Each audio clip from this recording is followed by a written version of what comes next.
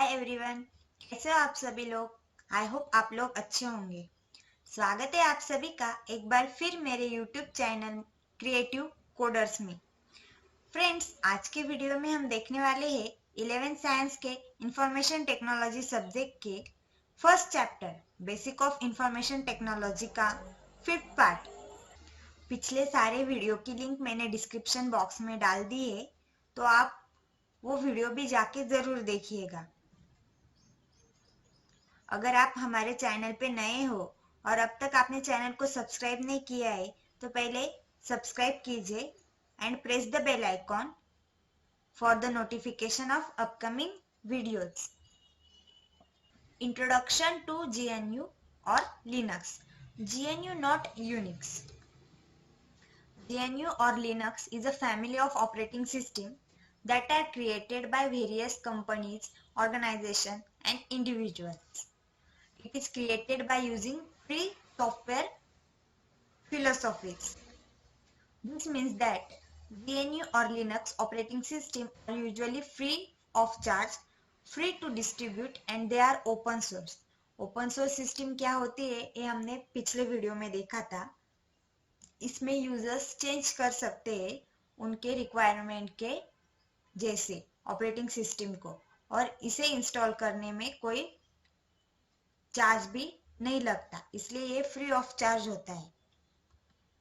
Open source is when a person can view and modify the code for the piece of software.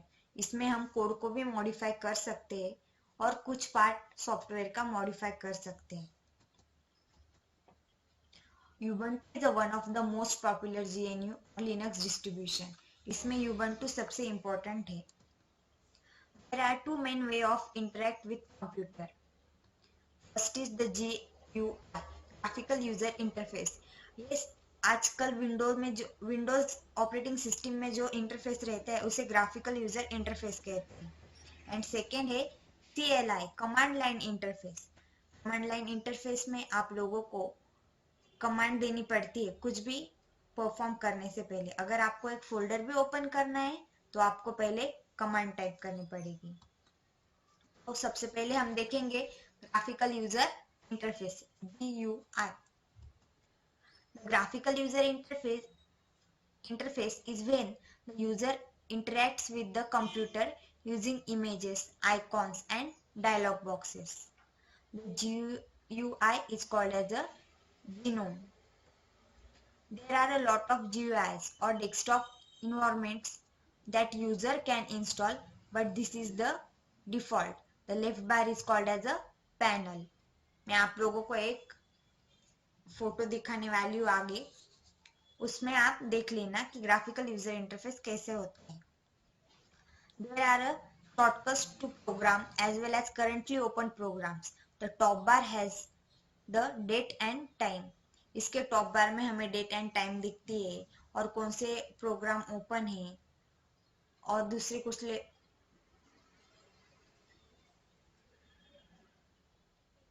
इसके top बार में हमें date and time दिखती है और कौन से प्रोग्राम्स ओपन है और अदर प्रोग्राम के शॉर्टकट भी दिखते हैं। The quick menu will pop up with the calendar and notifications. The top right side will show user the battery information. If on a laptop, network information such as a Wi-Fi or Ethernet, and options for login, restarting and shutting down the computers. आपको मैं जो diagram दिखाऊंगी picture Ubuntu system का, उसमें आप ये सब observe कर लेना। At the bottom left, there is an icon for the app menu. Clicking on it will show a list of all apps installed on the computer. इसमें हमारे विंडोज सिस्टम जैसे रहता है कि ऐप के लिस्ट दिखेगा, आपको कौन सा ऐप चाहिए वो आप ओपन कर सकते हैं, लॉगिन का बटन, शटडाउन का बटन, ये सारी चीजें। The search option is used for a quick search of the application. Search option में जाके आप एप्लीकेशन सर्च कर सकते हैं। The home folder is where all the personal documents and settings are stored, and every user has their own home folder. Home folder रहता है इसमें एक Ubuntu सिस्टम में या GUI बेस्ड सिस्टम में, उसमें आप अपना एक फोल्डर बनाते हैं, उसमें सारे personal documents and setting store करके रखते हैं एंड हर एक यूजर का अलग अलग होम फोल्डर होता है। ये आप Ubuntu सिस्टम की डायग्राम देख सकते हैं। इसमें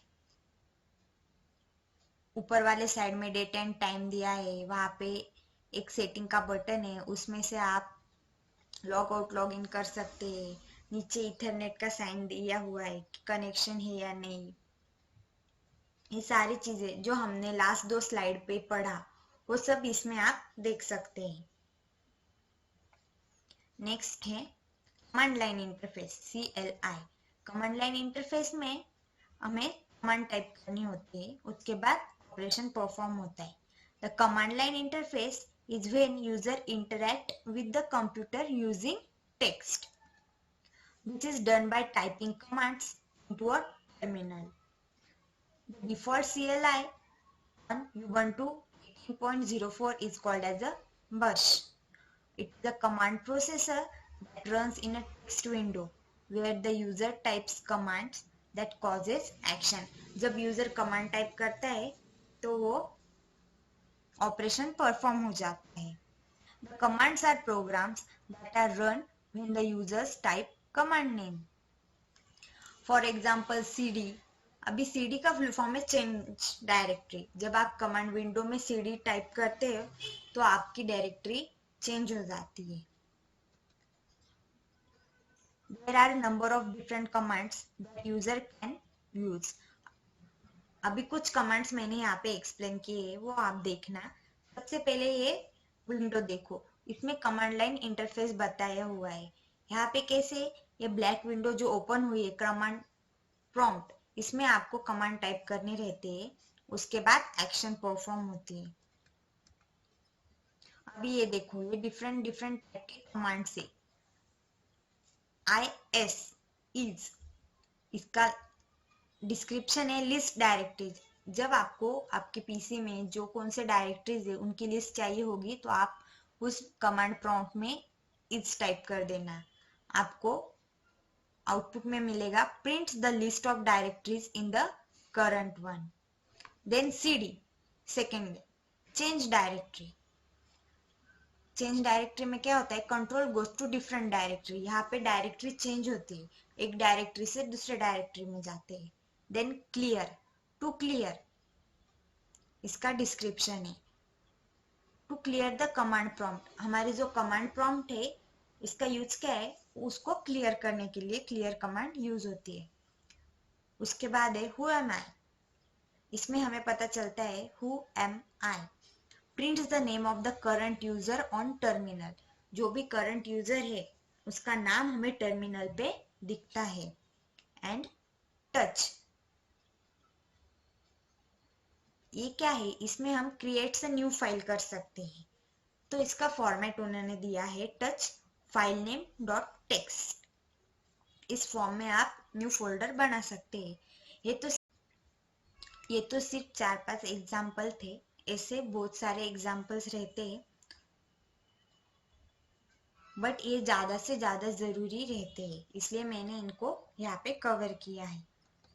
उसके बाद है GNU और Linux file system hierarchy standard. इसमें हम देखने वाले हैं topmost directory is called as a root directory and it is written as। जो सबसे ऊपर वाली डायरेक्टरी होती है उसे रूट डायरेक्टरी कहते हैं। और directory are stored under the root directory. बाकी सारी डायरेक्टरी फिर रूट डायरेक्टरी के अंडर आती है। For example if user is ABC, the home directory will be created at home/ABC। यहाँ पे बैकस्लैश यूज करते हैं, ये ऑटोमेटिकली प्रिंट हो जाता है कमांड प्रॉम्प्ट में। जब आप डायरेक्टरी चेंज करेंगे तो स्टार्टिंग से ऐसा कोड प्रिंट होगा। Everything in Linux is represented as a file. This includes cameras, storage devices, microphones, network devices, etc. This is the brief summary of the file system. अब हम एक एक hierarchy के पार्ट्स देखने वाले। फर्स्ट है root directory. All files and directories are stored under the directory, including all hard drives, pen drives, CD drives, etc. ये सबसे मेन और फर्स्ट डायरेक्टरी रहती है, उसे रूट डायरेक्टरी कहते हैं। उसके बाद है bin. Essential system programs are stored here. जो बहुत इंपॉर्टेंट होते हैं वो सारे प्रोग्राम बिन डायरेक्टरी में स्टोर होते हैं। उसके बाद है DEV dev. All connected devices are stored here. जो भी डिवाइसेस हमें कनेक्ट करते हैं हमारे सिस्टम को, वो यहाँ पे स्टोर होते हैं, including internal devices, temperature sensor and battery. ETC system configuration files are stored here. जो सिस्टम कॉन्फ़िगर करने की फाइल्स रहती है वो इस डायरेक्टरी में स्टोर रहती है। नेक्स्ट है PROC pros. Files that provide information about process. जो फाइल्स इंफॉर्मेशन देती है प्रोसेस के बारे में वो प्रोस डायरेक्टरी में स्टोर रहती है। This is the information like how much RAM is free और how fast the CPU are running. मतलब स्टोरेज के बारे में सारी इंफॉर्मेशन वो तुम्हें देती है। नेक्स्ट है TMP temporary file are stored here. जो टेम्पररी फाइल यूजर क्रिएट करता है वो सारे टेम्प डायरेक्टरी में आते हैं। उसके बाद है home. Users home directories are stored here. There are many more directories. और भी बहुत सारी डायरेक्टरीज होती है, लेकिन ये सारी हायरार्ची में इंपॉर्टेंट डायरेक्टरीज है, इसलिए मैंने यहाँ पे इनको कवर किया है। सबसे important point, I learn and use GNU और लिनक्स। तुम लोगों को अभी लग रहा होगा कि हम विंडोज सिस्टम छोड़ के क्यों लिनक्स पढ़ रहे, क्यों GNU पढ़ रहे। तो विंडोज का जब विंडोज नहीं थी तब लिनक्स यूज होती थी और उसके भी कुछ फायदे हैं। अभी भी लिनक्स यूज होती है कुछ जगहों पे, क्योंकि जो चीज़ें लिनक्स में मिलती है वो शायद विंडोज़ में उतनी परफेक्टली नहीं मिलती, इसलिए वो लिनक्स ही यूज करते कुछ कुछ जगहों पे। तो यहाँ पे ये सारे पॉइंट्स कवर किए कि लिनक्स सिस्टम क्यों यूज करते हैं। First point is Linux is a free and open source. User को जब चाहिए वो सोर्स को रीराइट कर सकता है, उसके मुताबिक वो उसमें चेंजेस कर सकता है। सेकेंड है Linux operating system is a free from viruses. सबसे important thing, Linux operating system में वायरसेस नहीं आते।